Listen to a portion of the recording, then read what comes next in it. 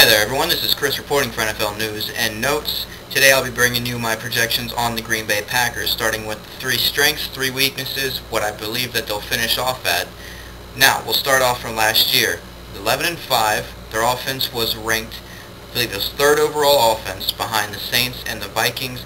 They had the 3rd ranked scoring offense. Aaron Rodgers, back-to-back 4,000-yard rushes or passes. Brian Grant, back-to-back 1,200-yard rushing years. And then you had Donald Driver back-to-back 1,000-yard receivings. Overall, 3 strengths that I saw from them last year was definitely Aaron Rodgers was number 1. He torched pretty much every defense that he came up against, and he put the Green Bay in route to win every game except for maybe a game against Minnesota. Besides that game, they pretty much were in contention to win most of those games because of Aaron Rodgers. The second strength from last year would have to be that defense, the run defense, shut down everyone. They were number 1 in run defense last year, only had 5 rushing touchdowns against them all season long, which is a huge achievement for that defense, considering the year previous to that they were horrible at stopping the run.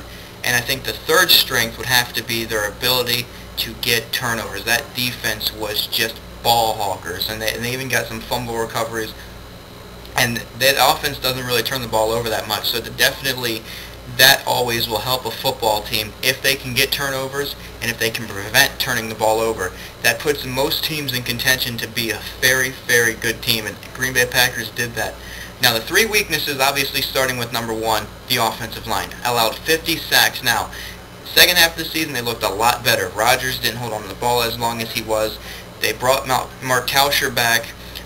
Chad Clifton got back from his recovery, so they kind of found a stability. They did address the draft, obviously, by drafting Brian Beluga. Now, he is a left tackle. There is rumors that he's going to move to left guard or right guard, and if that happens, I think that offensive line, it's not going to be great, but it's going to be better than last year, obviously. The second big glaring spot would have to be that pass defense. Even though they were ranked 7th in pass defense, they allowed 29 passing touchdowns.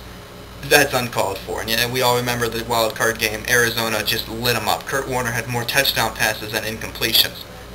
So the pass defense, they've really put all their chips on Al Harris recovering and Patrick Lee recovering from their knee injuries, but I'm not sold on it. Al Harris, I think, is going to be 35 next year. And with Charles Woodson, even though he's Defensive Player of the Year, and even though he is a stud and he is one of the big playmakers for this defense, 9 interceptions, can he match that with what he had last year? I don't think so. So I really do feel like the pass defense of Green Bay needs to get addressed by next year or pick up a free agent that might be out there to help the team out. And the third weakness would have to be the pass rush. Despite Clay Matthews' emergence midway through the season, they didn't have a guy in the opposite field. Aaron Campman didn't work out, which is exactly why he's now back at defensive end in Jacksonville. They're really saying that their 7th round pick, Brad Jones, is going to become the other pass rusher. I would honestly like to see either Brandon Chiller or A.J. Hawk move to the linebacking for the right side linebacker to be a pass rusher, or the left side linebacker to be a pass rusher. I know they say Hawk doesn't have the frame of work, but I think he has some coverage abilities, that's why they put him in the middle. But Brandon Chiller, I think, can be a pass rusher, and I think he can also cover. So I think Brandon Chiller should be put as the other side for Clay Matthews. If it doesn't work out, they're going to have to address it either free agency or through the draft of next year. So that is the weaknesses and the strengths. Now, they do have some tough games on the road. They have to go to New York Jets, which I think is going to be one of the games that I'm going to be keeping an eye on. It's on Halloween. It's 12 o'clock Eastern Time on Halloween. I think it's going to be one of the games of the year because you have the high explosive offense versus a shut-down, in-your-face defense for the Jets. So that's going to be a very fun game to watch. Another tough one at Minnesota, obviously. Brett Favre, he's coming back. We all know he's coming back. So he's going to definitely bring in that extra fire. He still wants to get back at Ted Thompson and Mike McCarthy and the Packers organization. And I put this one on there. The Patriots, I don't know where they're going to be at coming into it, but anytime you have the Patriots, you always think about the legacy that they have, the dynasty in the early years. So, and they're still a very good football team. Tough games at home. Minnesota is going to be one of them, and I think the other one will be Dallas. Now, Dallas has never beaten Green Bay.